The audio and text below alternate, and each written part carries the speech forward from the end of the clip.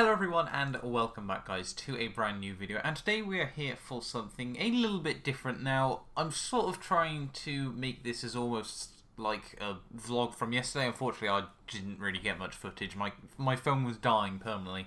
I don't know why, so unfortunately I couldn't take much footage from the event. But yeah, today I also wanted to talk about the whole experience at London for the F1 Esports event which was yesterday on the day of recording. I'm aiming to try and get this video out today, but you know, we shall wait and see. But yeah, so I sort of wanted, I wanted to make a bit of a different video, today, sort of talking about esports and where I think the future of it lies, and sort of like my personal experiences from the event that I went to yesterday. I don't want to make this video too long, but ideally, sort of 15-20 minutes, just talking face-to-face to the mic and the camera today. As you can see, I'm repping some F1 Esports swag that I was able to pick up, which was pretty damn nice. But first of all, I sort of wanted to thank, everyone that, enabled me to be able to go to the F1 event. Now, I did get given a ticket by Codemasters. There's going to be no sort of lying over that I had to buy it myself or anything. I did have to pay for travel to get there. It wasn't like all expenses paid or anything, but Coders did give me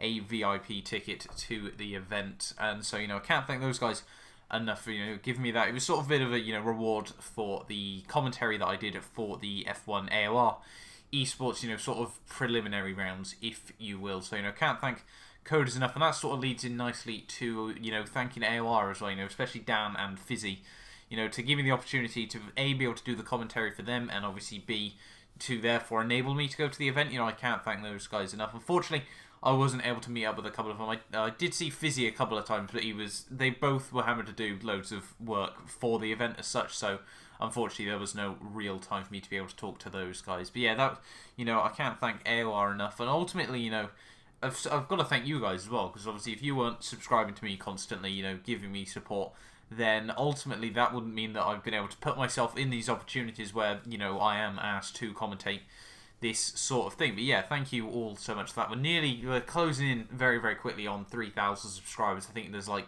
30 odd to go. So, if you are new around here and you do go on to enjoy this video, do not forget to subscribe for more. And obviously, if you are already subscribed and you enjoy this sort of video, then do give it a like, leave a comment down below. So, I might try and do more of these in the future. If you guys do find this style of video interesting, because, I'd like to think I've got a fair bit of knowledge in towards like the industry, obviously, where I have sort of been involved in this sort of thing now. I'd like to think I've got a bit more information than, say some of you guys sat on the other side of, this video. But yeah, I think overall I sort of want to mainly talk about this event, and, a couple of things originally to start off with. The Gfinity Arena, you don't really, obviously I don't know how, obviously I haven't watched back any of like the stream or anything, or like any of the Sky Sports F1. It was actually on the TV as well, but you spend more of the time just focusing on the Formula 1 itself over that, because obviously we can see the commentators down there talking, and we can look at the Formula 1 right behind them. But yeah, I think, the Gfinity Arena itself, I'm pretty certain it's a converted cinema room, and, it's pretty damn incredible in there. Hopefully the footage that obviously they brought to the live stream, really, really does show how big it really is, because it is quite incredible. Obviously it's designed to be able to be set up for like CSGO events, and I presume Dota 2 and things like that. I follow CSGO a bit, but I've never even watched Dota 2 properly. But yeah, obviously it's meant to be sort of like all Call of Duty and that sort of thing as well, and the fact they can convert it into Formula 1 fairly easy is, pretty damn incredible. And obviously having all the guys at the top, you've got Brandon Lee playing barefoot permanently, which is always brilliant to see. And, obviously, all those guys, you could see them working hard for it, and obviously trying, there's sometimes one of them will throw their hand up at another guy, like if they've made contact or something, or they don't feel something went right for themselves, they'll obviously, where they can speak to each other in person rather than over an Xbox party, then it does obviously make it even, better, where it's obviously more interactive. But yeah, obviously the commentators as well, I didn't actually realise until I got there that Xmatty was doing it, with Karun Chandok, Jack Nichols, the very, very Italian guy, and unfortunately I forgot the name of the guy. I did actually speak to him on Twitter last night, so I can only apologise for that. But yeah, it'll probably come back to me later on during the video. But thank you. Those guys did an incredible, incredible job, to make it all work. So professional, all of them. As much as I would have liked to have, been up there and doing that myself, you can see, You know, why obviously those guys have done it so often before. And although, you know, the Italian guy, he's very, very passionate about it, and, you know, that's absolutely brilliant to see. You know, some people I can see, you know, I completely understand why a lot of people were really like that. Personally, you know, I'm not so much of a fan, you know.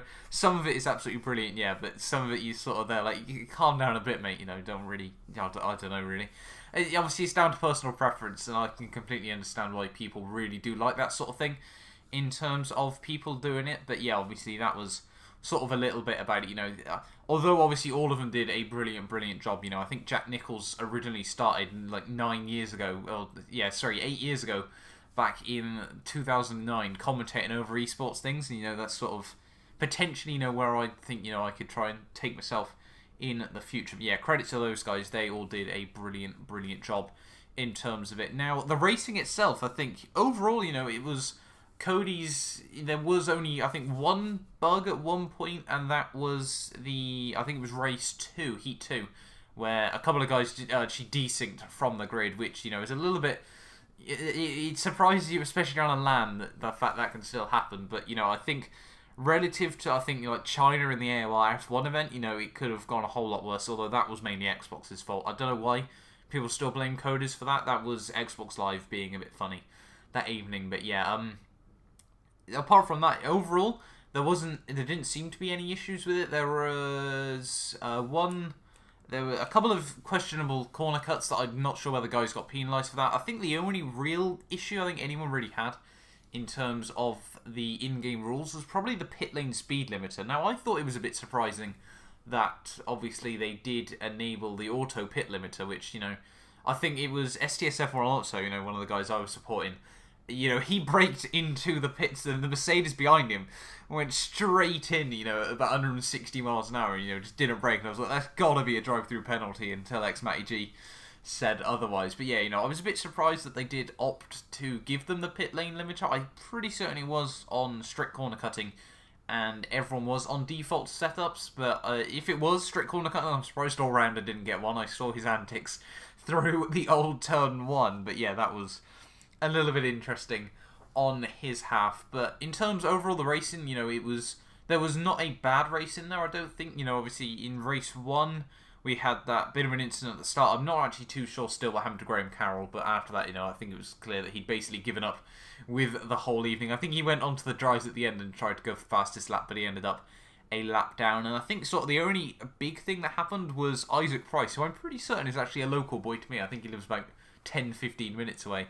I think he went for a very, you know, lap 13 trying to get to Abu Dhabi, sort of dive bomb, if you will. And unfortunately, I don't know whether he gave the puncture to, I think it was the Williams, I think.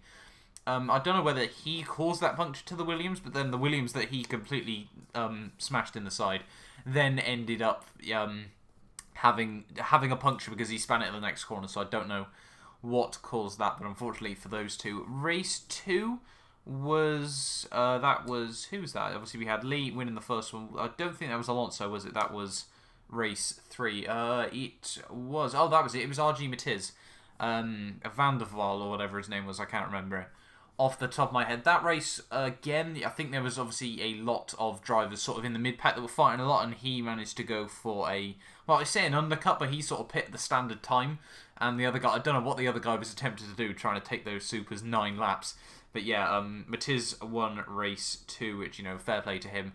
Obviously, he only came onto F1 last year. If I'm not mistaken, he actually took a gap year off uni and was just playing it 24/7 back then. But yeah, obviously, credit to him. You know, he's picked up Formula 1 pretty damn quickly. But yeah, I think he's quite an inspirational to some of the other guys. Race 3 was SDSF one, so I think, is it Saleh? I can't remember exactly what, obviously, the Alonso brothers, the Sultant brothers' names are exactly. But yeah, we were all supporting him, obviously. I was with Rixon and Shootmaster for the event, and they'd actually got their places through him, so, you know, we were really supporting him, and he did absolutely incredibly to come through and win his 2 races there, so respect to him for being able to do that. And then the final one was obviously the Flying Finn, which I think everyone sort of wanted to see get through, and it was looking very, very tight for him. You know, it was quite surprising. I think realistically, he probably did have the hardest overall field, to be honest to him. You know, I think you're right here. I don't actually know whether it had the hardest field, but it was sort of the field where everyone was very, very closely competitive. I think that Seed 4, had, like, obviously everyone that was sort of in the middle overall, like the way they did all the, assigning people into lobbies. That was, like, that group ended up being really, really tightly bunched. Well, everyone overall in the event was very, very tightly bunched in terms of overall pace, but yeah, obviously, that meant that group was very, very tight. You had the Kiefer guy on the end that went from 10th to 3rd overall, which was a pretty impressive drive. He basically managed to get very, very lucky at the start. But yeah, I think, overall the racing was very, very good. I think there was no real steward inquiries that I sort of disagreed with on the whole. There were a couple of dodgy incidents by a couple of drivers. You sort of thought, oh, that's a bit cheeky, a bit rough. And sometimes, the game, obviously, I think it was All-Rounder who he punted someone wide, and I was quite surprised he didn't get front wing damage from that. And I think Cody's, obviously that's sort of a good in-game penalty. If you punch someone out wide, it's not touring cars, you will get front wing damage from that. But overall, I think, the whole event was done very, very well. It could have, obviously, I can't really think of many ways it could have got a lot better. It sort of felt, one race an hour.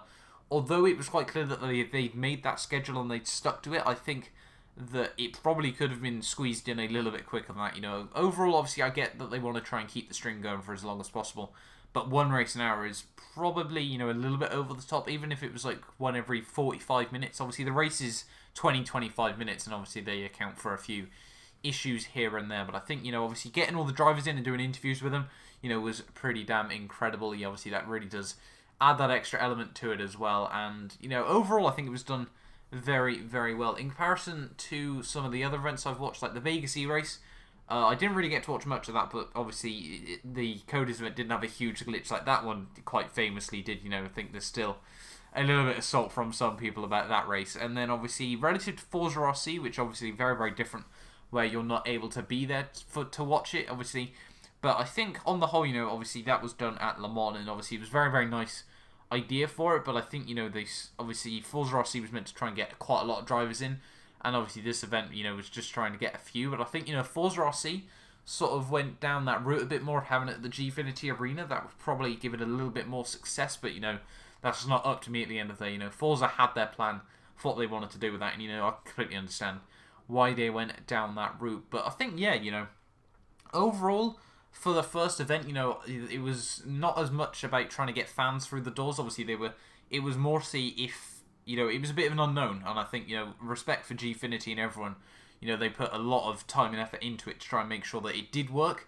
But obviously for the first time, it was sort of full of a lot of businessmen, making sure that it was a profitable investment down the line. And I think certainly there is definitely a future for it. It was very, very well done. I think supposedly, overall, if you combine all the streams now, obviously there has been, a lot of different figures coming out. I saw one figure saying about 300,000 people overall watched the event, which I probably would guess that's a little bit on the high side. I'd probably put it, I don't really know realistically where I would say it probably was in the grand scheme of things. But I think, yeah, certainly, there was a huge amount of support for it, and I can't really see any reason why it couldn't happen again. And, personally for me, I'd love to try and get involved. Seeing some of those guys, I would probably, whether it would be try to commentate or whether it would be to obviously race, I would really like to try and, step up my game next time, really try and get myself into that sort of thing. Because, I do think that it is quite possible for myself. I'd like to try and push myself even further in this sort of thing. But yeah,